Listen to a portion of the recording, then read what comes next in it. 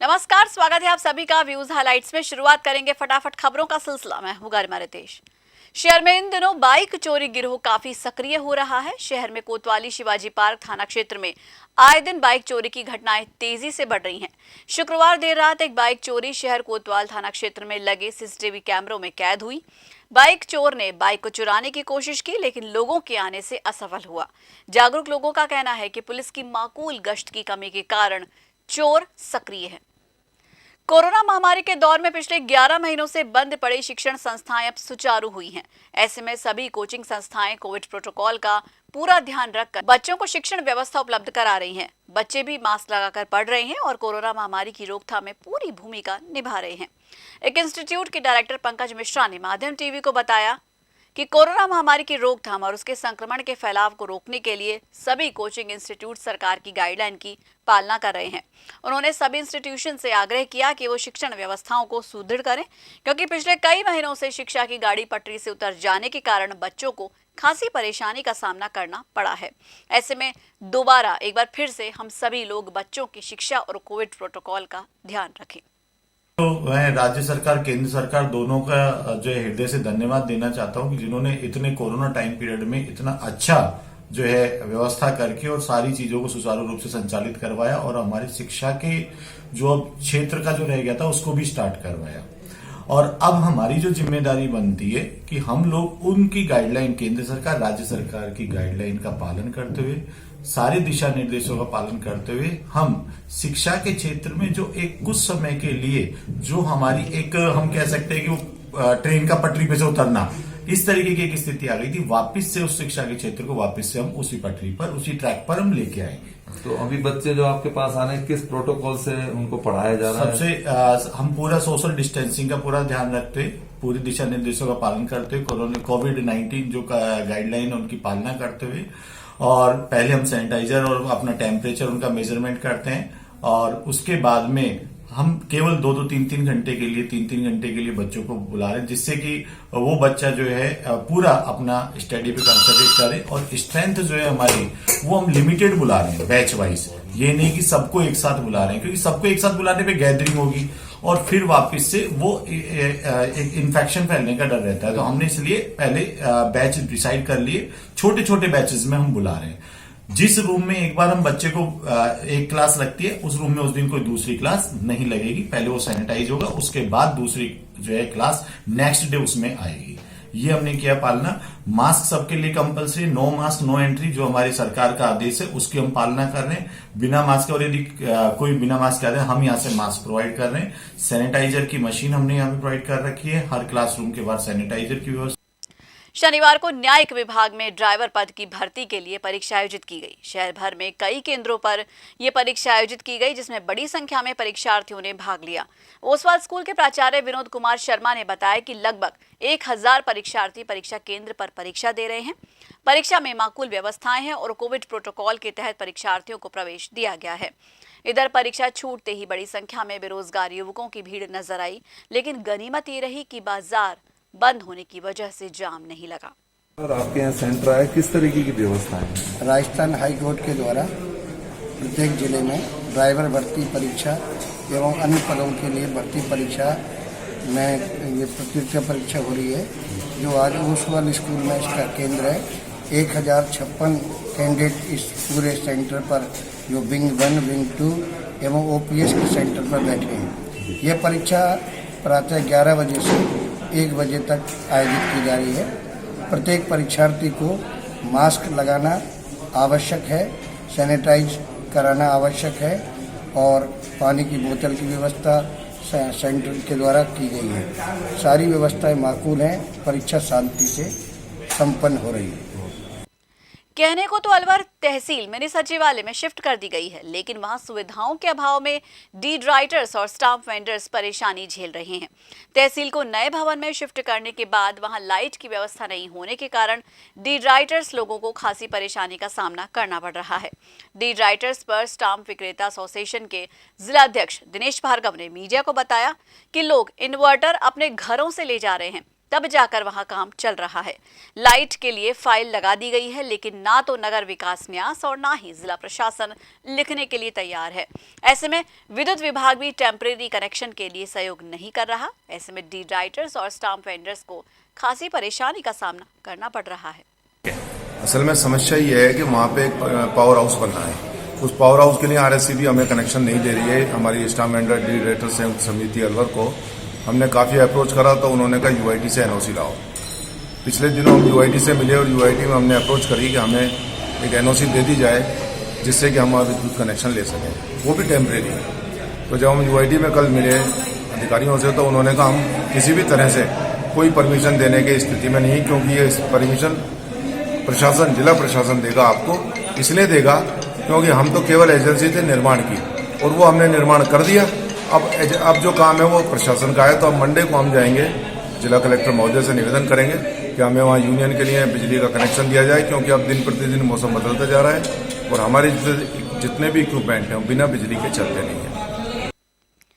Corona महामारी की रोकथाम के लिए सरकार द्वारा जारी कोविड शील्ड वैक्सीन शनिवार को निजी अस्पताल कमला नर्सिंग होम में सभी नर्सिंग कर्मियों को लगाई गई।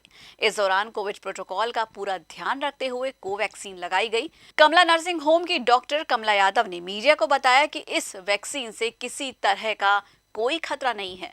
पूरे प्रोटोकॉल को ध्यान में रखते हुए ये वैक्सीन लगवाई है और सभी से गुजारिश करते हैं कि वैक्सीन जरूर लगवाएं, क्योंकि कोरोना महामारी से रोकथाम और बचाव के लिए कोविड शील्ड वैक्सीन ही सबसे बेहतर और सुरक्षित है। इससे गर्भवती महिलाओं को अभी वैक्सीन नहीं लगाई जा रही। कोविड वैक्सीन जिसका हम लोग बेसब्री से इंतजार कर रहे थे और ये एक ऑप्शन है इस बीमारी से बाहर निकलने का। 100% कोई प्रॉब्लम नहीं है। मेरा पूरा स्टाफ लगवा चुका है। सबसे पहले मैंने लगवाया, डॉक्टर ने लगवाया, कोई प्रॉब्लम। हम लोग पूरा काम कर रहे हैं, मतलब वैक्सीन के बाद पूरा हमने हॉस्पिटल का काम किया। 100% कोई प्रॉब्लम नहीं। सबसे मेन चीज, आप जब कोविड का काल था पॉजिटिव भी हुए, प्रेगनेंसी में किस तरह की अब आगे क्या क्या सावधानियां रखने की आवश्यकता है एक प्रसूता को, और किस तरह की आगे दिक्कत हो सकती है? सबसे पहला तो प्रिकॉशंस हैं, जो प्रिकॉशन हम लोग अभी फॉलो कर रहे थे और रिचुअसली फॉलो करें। ये प्रेगनेंसी में अभी वैक्सीन इंडिकेट नहीं कर रहे हैं और जब तक वैक्सीन नहीं है तो हमें पूरी प्रिकॉशन वैसे के वैसे फॉलो करनी है बिना किसी कोताही। और 1% अगर हो भी जाए फीवर तो तुरंत डॉक्टर से कांटेक्ट करें। अब हम लोग अटेंड कर रहे हैं, कोई प्रॉब्लम हम तो दिल केस डालें। गाँव में ज़्यादा दिक्कत होती है, गाँव में लोग अवेयर नहीं हो पाते हैं, तो क्या उनको क्या करना चाहिए? Awareness is the only thing we can tell them. हम लोग रिपीटेडली ओपीडी में जैसे पेशेंट दिखा रहे हैं तो हम लोग बोलते हैं अभी से सभी प्रेगनेंट हैं, आप आगे ध्यान रखिए, लोगों से दूर रहिए, प्रिकॉशन रखिए, क्योंकि अगर आपको हो गया तो बच्चे को दिक्कत करेगा, आपको हो गया तो ट्रीटमेंट डिफिकल्ट होगा। तो आप जितना हो सके प्रिकॉशन बीच से बचे, प्रिकॉशन पूरी रखिए। और 1% हल्का भी फीवर हो तो उसको नेगलेक्ट ना करें, आके कंफर्म करें। ये मत डरिए कोविड नहीं दिखाना, अगर डाउट है कंफर्म करें, ट्रीटमेंट लें। अब ट्रीटमेंट आसान हो गया है, लोग जानने लगे, ट्रीटमेंट में हमें काफ़ी कुछ पता है, समझने लगे। Thank you. देश की आजादी के महानायक नेताजी सुभाष चंद्र बोस की जयंती शनिवार को बड़ी धूमधाम और श्रद्धा के साथ मनाई गई। दाऊदपुर स्थित सुभाष चौक पर बड़ी संख्या में लोगों ने वहां कई तरह के कार्यक्रम किए और सुभाष चंद्र बोस की प्रतिमा पर पुष्पांजलि अर्पित कर उन्हें श्रद्धांजलि दी। इस दौरान शहर विधायक संजय शर्मा ने पुष्पांजलि अर्पित करते हुए मौजूद लोगों को नेताजी के देश की आजादी के बलिदान में योगदान के बारे में अवगत कराया। मीडिया से बात करते हुए शहर विधायक संजय शर्मा ने कहा कि हमें नेताजी सुभाष चंद्र बोस के आदर्शों पर चलना चाहिए। देश की आजादी में नेताजी का बहुत बड़ा योगदान है। आज नेताजी सुभाष चंद्र बोस की पावन जयंती के शुभ अवसर पर नेताजी की प्रतिमा पर आज माल्यार्पण करके विनम्र पुष्पांजलि भेंट करके आज उनको भावभीनी पुष्पांजलि भेंट करी है। और जिस प्रकार से देश की आज़ादी में आदरणीय सुभाष चंद्र बोस का एक महत्वपूर्ण रोल था और उन्होंने आज़ाद हिंद फौज का गठन करके अंग्रेजों से सीधी जो उनको चुनौती दी थी और इस प्रकार का आज़ाद हिंद फौज के गठन के लिए देश की जनता को आह्वान किया था कि तुम मुझे खून दो, मैं तुम्हें आज़ादी दूंगा। और उनके इस नारे को लेकर के देश की जनता उनके समर्थन में इस प्रकार से आई थी, उसको लेकर के जो उनकी सोच थी कि देश की तमाम सीमाएँ सुरक्षित रहें। और आज हम सब लोग इस शुभ अवसर पर प्रण लेते हैं कि देश की तमाम सीमाओं की सुरक्षा के लिए, देश की स्वाभिमान के लिए, देश की अस्मिता के लिए हम सब लोग आगे बढ़ कर के जो भी कार्य हमारे देश के यशस्वी प्रधानमंत्री आदरणीय नरेंद्र भाई मोदी हमें बताएंगे, वो निश्चित रूप से हम करके भारत माता की सुरक्षा के लिए यदि प्राण का बलिदान भी देना पड़ा तो हम सब लोग उस प्राण के बलिदान देने के लिए भी तैयार हैं। और इस शुभ अवसर पर नेताजी सुभाष चंद्र बोस को जन्म जयंती पर ये सच्ची श्रद्धांजलि और विनम्र पुष्पांजलि होगी कि हम सब लोग देश की सुरक्षा के लिए आगे बढ़ करके भारत माता की रक्षा के लिए तत्संकल्पित हों। बहुत बहुत धन्यवाद। और व्यूज में फिलहाल वक्त हो चला एक छोटे से ब्रेक का, लेकिन आप कहीं मत जाएगा, देखते रहिए माध्यम। आप सभी अपने इन्वेस्टमेंट्स बचा के रखिए, क्योंकि त्रिहान होम डेवलपर्स अलवर की सबसे बड़ी सोसाइटी अपना घर शालीमार बनाने के बाद अब लेकर आ रहे हैं आपके लिए लग्जरी फ्लैट्स। इसलिए कुछ दिन रुकिए और लग्जरी फ्लैट्स के साथ अपनी नई जीवन शैली की कीजिए शुरुआत। ज्यादा जानकारी के लिए संपर्क करें।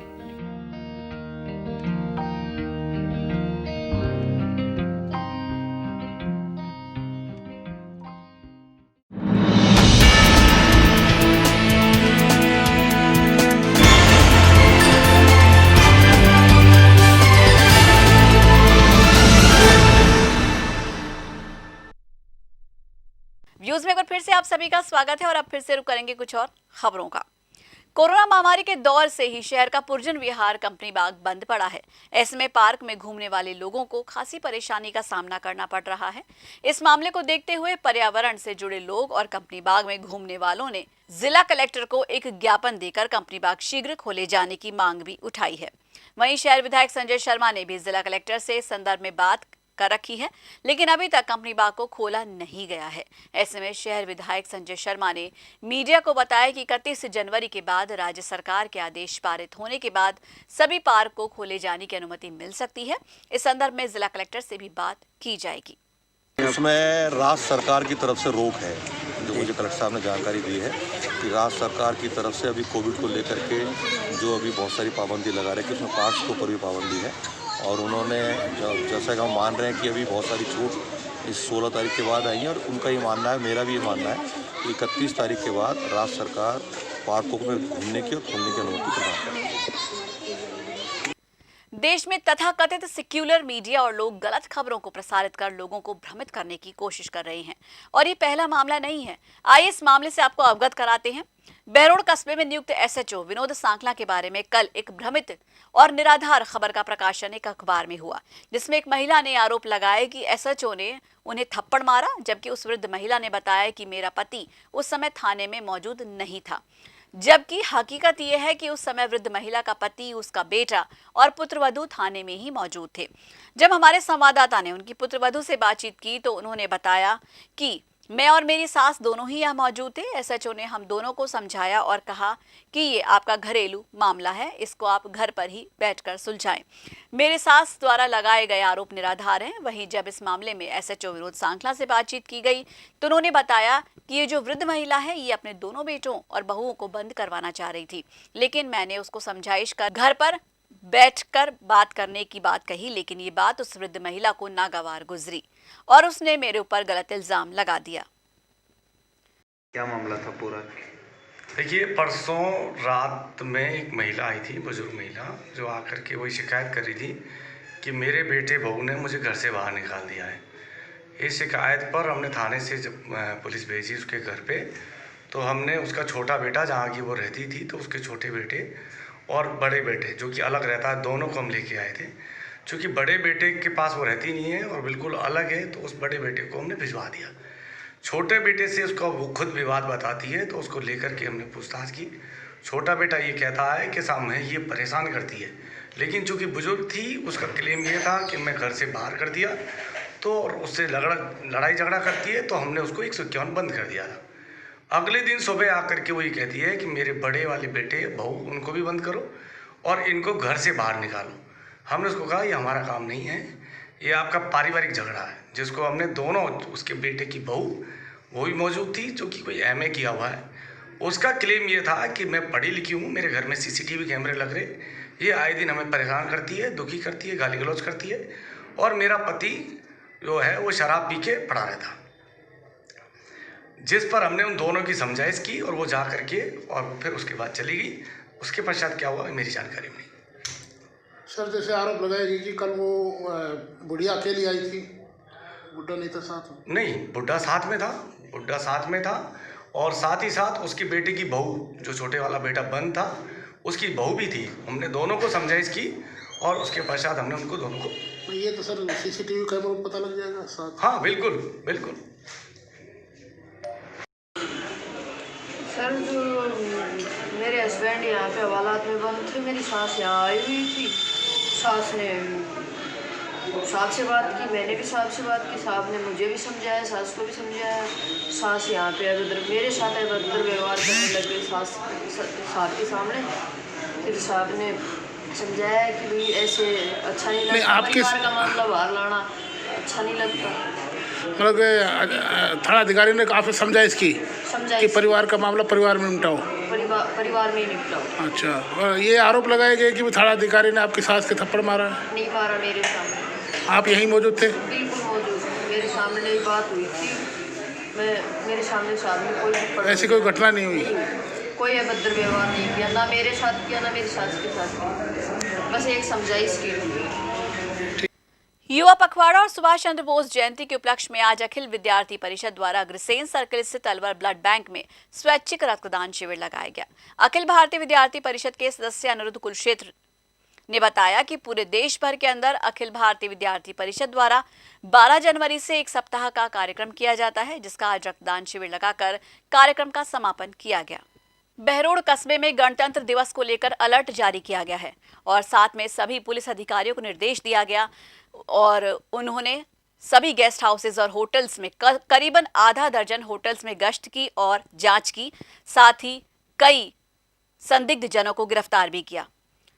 थानाधिकारी विनोद सांखला ने ये जानकारी मीडिया को दी। अभी देखिए 26 जनवरी को लेकर के हमारे आईजी साहब, एसपी साहब और अन्य जो वरिष्ठ अधिकारी हैं, उनके निर्देश है कि सभी होटल, ढाबे और जो भी बड़े बड़े प्रतिष्ठान हैं उनको चेक करें। कोई सस्पेक्ट गतिविधि अगर पाई जाती है तो आप उस पर तुरंत ही उस पर बिना देरी किए एक्शन लें। इसी के क्रम में आज हम सभी जो बहरोड कस्बे में और उसके आसपास होटल हैं उनमें दबिश दे करके ये पता कर रहे हैं कोई सस्पेक्ट आदमी कई दिनों से रुक तो नहीं रहा, कोई ऐसी अवांछित गतिविधि तो नहीं कर रहा है। तो इसको लेकर के हम सभी होटलों पे दबिश दे रहे हैं। कुछ जगह हमको सस्पेक्ट लोग मिले जिनसे हम पूछताछ के लिए लेके जा रहे हैं। बाद पूछताछ जो भी होगा नियमानुसार कार्रवाई करेंगे। कोविड-19 से खतरा फिलहाल थमा नहीं है, इसलिए बिना मास्क लगाए घर से बाहर ना निकलें, क्योंकि 2 गज दूरी, मास्क है जरूरी। माध्यम टीवी अब सभी से यही गुजारिश कर रहा है, कोरोना वायरस से बचाव ही उपचार है। तो आज के लिए व्यूज में बस इतना ही। अपने इलाके की हर खबर जानने के लिए आज ही अपने स्मार्टफोन पर यूट्यूब चैनल से सब्सक्राइब कीजिए माध्यम टीवी और देखें खबरों के साथ साथ मनोरंजन और हर तरह की जानकारी पाने के लिए रोचक कार्यक्रम। नमस्कार।